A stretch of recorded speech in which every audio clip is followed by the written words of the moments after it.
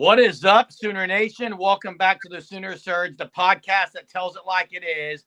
Make sure you hit the subscribe, you like and comment on this video.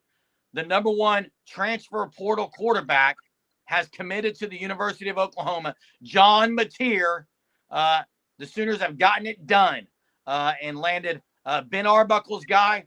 He will be in Norman now as a quarterback at the University of Oklahoma.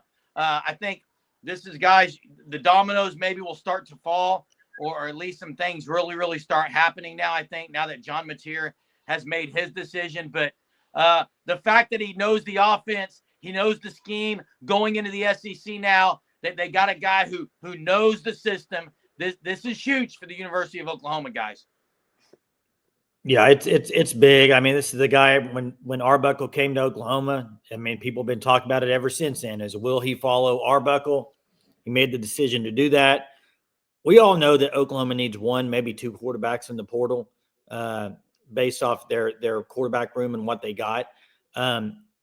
You mentioned it, Jerm. The experience in the offense is a big deal. You can't deny it. Also, the fact that he's a talented quarterback. Okay, I know a lot of people say, "Oh, well, he wasn't as talented as some other guys." If you watch the tape on him, the guy can run, the guy can throw. What I really like about him, just from watching this film, is in the pocket and his pocket presence. He's extremely he seems a little beyond his years on that part of it. And I think it's because you know how it is, guys. I mean, he's just got a feel to it, I think, and maybe that's part of the scheme though too. So it's a huge gap because we all know he was going to be, and I don't know how much he was offered, whatever. I don't know any of the NIL stuff. He was the number one guy in the portal. Everybody was going to be after him to get him. So this is a massive land for Oklahoma. Yeah, and not just the number one quarterback, the number one player in the entire transfer portal. And you look at the stats for him, over 3,000 yards passing, 29 touchdowns, only 7 interceptions, 15 more on the ground, 826 rushing yards in his one season as a full-time starter for Washington State with a 164 quarterback rating. So impressive numbers in the same system now with Ben Arbuckle going to Oklahoma and then going to step up a level of competition into the SEC, but also having a much better set of playmakers around him, just at what Oklahoma has at this point in time. They're going to land more guys in the portal when you're able to go to them of, okay, well, who's my quarterback? Who is it? Like, now they have the answer when recruits are going to ask. They're going to say, John Mateer, number one player in the transfer portal, is likely going to be the starter. He still will have to win the job, but he's going to win it.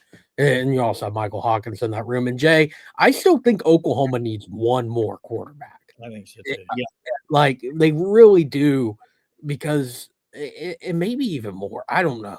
I think you're going to want to roll with 3 on scholarship at the minimum, if not all 4, because stuff happens. You see it last year with Oklahoma. An entire room was decimated with injuries. It also happened in other areas as well. Offensive line, they had many guys get injured. So it can happen. So you kind of want to be prepared for that. Now, who are they going to get? I don't know. It's probably not going to be anybody of kind of crazy note. But, I mean, you look at the room right now, it's Michael Hawkins and John Mateer. So you're going to need to add to that room. Yeah, there's 2 things to me that stand out with John Mateer. One, you kind of just get this sense whenever you watch guys play football. And John Mateer, to me, he has that it factor to him. He makes the game-winning plays. Jason, you talk about it, his pocket presence, the way he's able to move in the pocket, the familiarity he's going to have with Arbuckle scheme. It's there, and I think that's what's going to help him help also Oklahoma be able to recruit other players that want to come here because they know they're going to get to play with John Mateer, who more than likely is going to be the starting QB at Oklahoma. And then with just John Mateer, I think the impact he's going to have on Oklahoma and the SEC, I know people might say, well, he didn't play against the best of competition. Well, the dude put up insane stats. You look at what Cam Ward did when he transferred from Washington State to Miami, which played in a solid conference in the ACC. He was a Heisman finalist, guys. I mean, Cam Ward, he was a baller, one of the best players in college football. So John Mateer, I think him coming to Oklahoma is really going to help them and just getting wide receivers to come and might help him recruit offensive linemen that want to block for a QB that can escape like he can, make plays with his legs, doesn't maybe force them not to hold up as long in pass protection, or be as perfect as they need to be at certain points in the game. And the familiarity with the scheme for Ben Arbuckle is really, really key. And I think that what this is going to do is I think we're going to start to see a lot of momentum for Oklahoma when it comes to getting in these receivers as transfers, maybe some more offensive linemen. You never know. There could be a surprise name or two that decides to transfer that no one's talking about in college football, and they decide to come to Oklahoma because they want to play with a guy like a John Mateer. Well, there's big-time names that have entered the portal in the last couple of days. But going back to the scheme, guys, I think everyone needs to also think about something. Bailey Zappi under Arbuckle's scheme was not the same type of quarterback. And I think you put a true serum in Arbuckle, they're not going to want necessarily John Mateer to take off as much as he did last year in the SEC. I just think that, and I think the more that he's developed under Arbuckle, the better passer he's going to be. And that's something to take note of. Look, as far as the gamer part of it, the biggest thing to me is, and you talked about Cam Ward. Listen, Jackson, Cam Ward was when he played at Washington State, they played Oregon. They played Washington. Those teams in the Pac-12 are different than what Washington State played in the Big 12 this year, a little bit. So I don't know if we can compare the conferences, but I will say this. One thing is a fact. OU has an identity crisis on offense. And one thing is another fact. They no longer have an identity crisis on offense. Yeah, and hey, Mateer, guys, he's from Texas, played in the same conference division as Michael Hawkins did in high school. Won Offensive Player of the Year. I think maybe Hawkins won Newcomer of the Year in that same. I believe, District 5. Yeah. 6. Yeah. So I love that they're there together. It's going to be great competition. Competition breeds success. It just does. And yeah, I mean, he's got a big advantage being in the offense, big time. And I think everybody knows that. I also think on the same side, you haven't really seen what Hawkins can do with the offense they threw out there last year. I think he's going to develop really well on Arbuckle. And what this does for you is Mateer is only he's still got 2 years.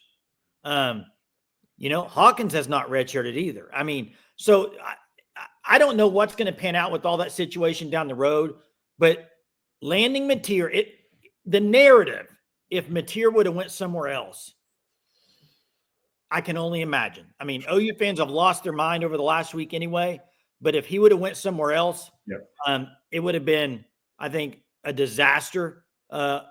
It's a guy that they had all the advantages. They had the quarterback coach, they had the OC closer to home, all of it.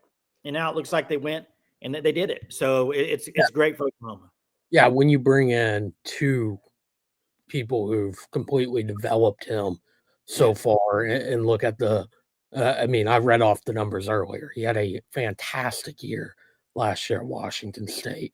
And to be able to go to a blue blood program like Oklahoma, they had everything that they could have to their advantage in this recruitment, and they got it done. And you're right. If they wouldn't have, it would have been a very bad look for Oklahoma, because then they're probably going to be scrambling for somebody to either get the job or at the bare minimum to be able to compete at a high level with Michael Hawkins Jr.